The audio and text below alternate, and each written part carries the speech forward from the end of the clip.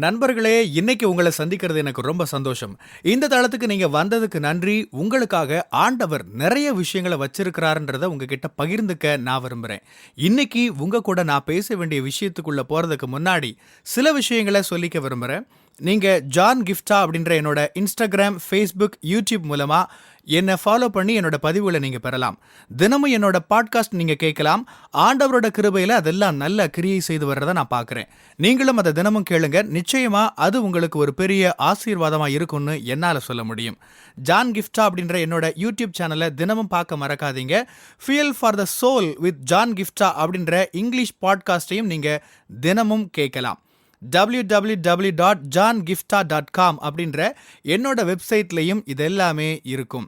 யாருக்கு பதில் சொல்லலாம் அப்படின்றத அறிந்து கொள்றத பத்தி இன்னைக்கு பேச விரும்புறேன். உங்களோட ஒரு முக்கியமான வேத பகுதியை வேகமா பகிர்ந்துக்க விரும்புறேன். அதுல இருந்து தொடர்ந்து பேச விரும்புறேன். ஏன்னா நம்ம வாழ்க்கையில மக்களோட டீல் பண்றப்ப இது ரொம்ப முக்கியமா கவனிக்க வேண்டிய ஒரு விஷயம். நாம அன்பு கூற அழைக்கப்பட்டிருக்கிறோம். இருளில் பிரகாசிக்கிற ஒளியாக இருக்கும்படி அழைக்கப்பட்டிருக்கிறோம். மறைந்திருக்க நம்ம உலகத்தில் அழைக்கப்படவில்லை. ஒளி வீச அழைக்கப்பட்டிருக்கிறோம். மலை மேல் இருக்கிற பட்டணம் போல ஒளி வீச அழைக்கப்பட்டிருக்கிறோம். எல்லார்கிட்டையும் அன்பு கூற அழைக்கப்பட்டிருக்கிறோம். அதனால நம்ம ஆண்டவருடைய சீஷர்கள் அப்படின்றத அறிந்து கொள்ளலாம் அப்படின்னு வேதத்துல கூட சொல்லப்பட்டிருக்கு. ஒருவரை ஒருவர் நேசிக்க வேண்டும், எல்லாம் உண்மைதான். அதே சமயம் சில குறிப்பிட்ட வகை மக்களை நாம பிரித்து அறிந்து கொள்கிறவர்களாகவும் இருக்கணும். ஒரு முக்கியமான வேத பகுதியை சொல்லி அதுல இருந்து நான் தொடர விரும்புறேன். லூக்கா 23ஆம் அதிகாரம் 39ல இருந்து 43ல அது இருக்குது. இயேசு சிலுவையில இருந்து சொல்ற ஒரு வேத பகுதி. இப்ப நம்ம உயிர்த்தெழுந்த பண்டிகை எல்லாம் கொண்டாடி முடிச்சிருக்கிறோம். ஆனா இயேசு சிலுவையில சொன்ன விஷயங்கள்ல இருந்து நம்ம நிறைய பாடங்களை கற்றுக்கொள்ளலாம். அது அந்த நேரத்துக்கு மட்டுமானதுன்னு நம்ம அதை ஒதுக்கி வச்சிட முடியாது. அது எல்லாத்தையும் ஒரே நாள்ல பேசி முடிச்சிட முடியாது. நம்மளோட அன்றாட வாழ்க்கையில நாம பின்பற்ற வேண்டிய ஒரு முக்கியமான கொள்கையை பத்தி நான் உங்ககிட்ட பேச விரும்புறேன். 39ஆம் வசனத்திலிருந்து நான் வாசிக்கிறேன். அன்றியும் சிலுவையில் அறையப்பட்டிருந்த குற்றவாளிகளில் ஒருவன், நீ கிறிஸ்துவானால் உன்னையும் எங்களையும் ரட்சித்துக்கொள் என்று அவரை இகழ்ந்தான். மற்றவன் அவனை நோக்கி, நீ இந்த ஆக்கினைக்குட்பட்டவனாயிருந்தும் தேவனுக்கு பயப்படுகிறது இல்லையா? நாமோ நியாயப்படி தண்டிக்கப்படுகிறோம். நாம் நடப்பித்தவைகளுக்கு தக்க பலனை அடைகிறோம். இவரோ தகாததொன்றையும் நடப்பிக்கவில்லையே என்று அவனை கடிந்து கொண்டு இயேசுவை நோக்கி, ஆண்டவரே, நீர் உம்முடைய ராஜ்யத்தில் வரும்போது அடியனை நினைத்தருளும் என்றான். இயேசு அவனை நோக்கி, இன்றைக்கு நீ என்னுடனே கூட பரதீசில் இருப்பாய் என்று மெய்யாகவே உனக்கு சொல்லுகிறேன் என்றார். நீங்க இந்த வசனங்களை பல முறை கேட்டிருக்கலாம். நம்ம எல்லாருக்கும் இது ரொம்பவே பரிச்சயமான ஒரு வேத பகுதி. ரொம்ப முக்கியமான ஒரு விஷயமா நாம நம்மளோட அன்றாட வாழ்க்கையில பின்பற்ற வேண்டிய ஒரு விஷயமா நான் நினைக்கிற ஒரு விஷயத்த பத்தி இதுல இருந்து பேச விரும்புறேன். இயேசு கிட்ட 2 பேர் பேசுறாங்க. ஆனா இயேசு ஒரே ஒரு மனுஷனுக்கு தான் பதில் சொன்னாரு. ஒரு மனுஷன் இயேசுவுக்கு எதிரா தரக்குறைவான வார்த்தைகளை வீசினான். நீ கிறிஸ்து இல்லையா? நீ மேசியா இல்லையா? தெரிந்து கொள்ளப்பட்ட நபர் நீ இல்லையா? உன்னை நிரூபிச்சு காட்டு, உன்னையும் காப்பாத்திக்க எங்களையும் காப்பாத்து அப்படின்னு முரட்டுத்தனமா பேசினான். அவனோட எண்ணம் சரியானதா இல்ல. இயேசுவுக்கு மேல அவனுக்கு அக்கறைலாம் இல்ல. உன்னை காப்பாத்திக்க, அப்படியே எங்களையும் காப்பாத்துன்னு சொல்றான். அதாவது எப்படியாச்சும் தான் தப்பிக்கணும் அப்படின்ற ஒரு எண்ணம் மட்டும்தான் அவன்கிட்ட இருந்துச்சு. சிலுவையில மரண தருவாயில கூட அந்த மனுஷன் மாறவே இல்லை. தன்னோட பாவ நடவடிக்கைகளுக்கு அவன் மனவருந்தவே இல்லை. அதுதான் இன்னைக்கு அப்படி சூழல்ல அவனை கொண்டு வந்து நிறுத்திருக்கு அப்படின்றத அவன் புரிஞ்சுக்கவே இல்லை. ரொம்ப கேவலமான வார்த்தைகளை பேசினான். ஆனா இன்னொரு மனுஷன் இவனுக்கு நேர் எதிரா இருந்தான். எப்படி ஒளிக்கும் இருளுக்கும் நேர் எதிர் வித்தியாசம் இருக்கோ அப்படி பகலுக்கும் ராத்திரிக்கும் இருக்கிறது போல. முந்தின மனுஷன் இருட்டா இருந்தான், மோசமானவனா, தரக்குறைவான வார்த்தைகளை பேசுறவனா, மனம் வருந்தாதவனா இருந்தான். ஆனா சிலுவையில தொங்கிட்டு இருந்த இன்னொரு மனுஷன் மனம் வருந்தினான். இங்க பாரு, உனக்கு கடவுள் பயம் இல்லையா?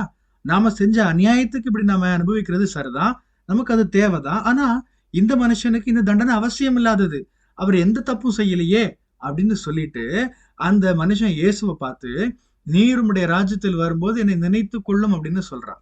இயேசு இந்த மனுஷன் பக்கமா திரும்பி, மெய்யாகவே நீ இன்றைக்கு என்னுடனே பரதீசில் இருப்பாயின்னு சொல்றாரு. பாருங்க, இயேசு இந்த மனுஷனுக்கு பதில் சொன்னாரு. இன்னொரு மனுஷன் பேசினதுக்கு அவர் பதில் பேசல. இதுதான் நாம கவனிக்க வேண்டிய ஒரு விஷயம். நீங்க எல்லா விமர்சனத்துக்கும் பதில் பேசிட்டு இருக்கணும்னு அவசியமே இல்லை. ஒவ்வொரு தனிநபருக்கும் நீங்க பதில் சொல்லிக்கிட்டே இருக்கணும்னு அவசியம் இல்லை. நல்ல ஒரு நடக்கையும் நல்ல ஒரு நோக்கமும் இல்லாத மனுஷங்களோட பேச்சுக்கு நீங்க பதில் பேசணும்னு அவசியம் இல்லை. நீங்க அப்படி செய்ய வேண்டிய தேவையே இல்லை.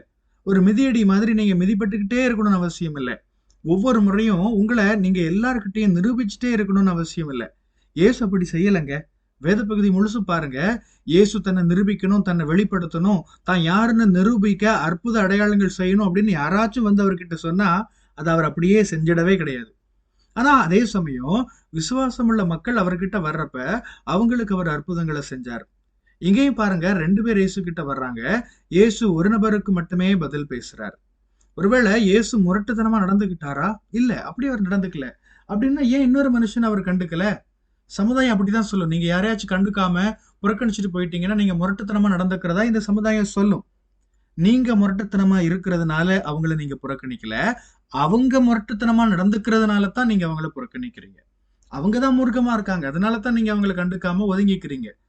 நேர்மையா நான் சொல்றேனே, என் வாழ்க்கையில நிறைய நேரங்கள்ல நிறைய பேர் என்ன ஒரு மதம் சார்ந்த ஒரு தலைவரா பாக்குறாங்க. பொது தளத்துல மத சார்பற்ற இடங்கள்ல கூட அவங்க என்கிட்ட சில கேள்விகள் கேட்பாங்க. நிறைய பேர் நியாயமான கேள்விகள் கேட்பாங்க. ஆனா சிலர்கிட்ட நியாயமான எந்த கேள்விகளும் இருக்காது. நமக்கு அது நல்லாவே தெரியும். ஆனா என்கிட்ட ஏதாச்சும் குறை கண்டுபிடிக்கலான்னு அவங்க வருவாங்க. விவாதம் பண்ணலான்னு வருவாங்க. நம்ம என்ன சொன்னாலும் எப்படி பேசினாலும் அவங்க அதை காது கொடுத்து கேட்கவே மாட்டாங்க, ஏத்துக்க மாட்டாங்க. எப்படியாச்சும் சண்டை போடணும் அப்படின்ற ஒரே நோக்கத்தோட வந்திருப்பாங்க. அப்படியான சூழல்ல நீங்க அவங்க கிட்ட போய் உங்களை நிரூபிக்கணும்னு எந்த அவசியமும் இல்லை.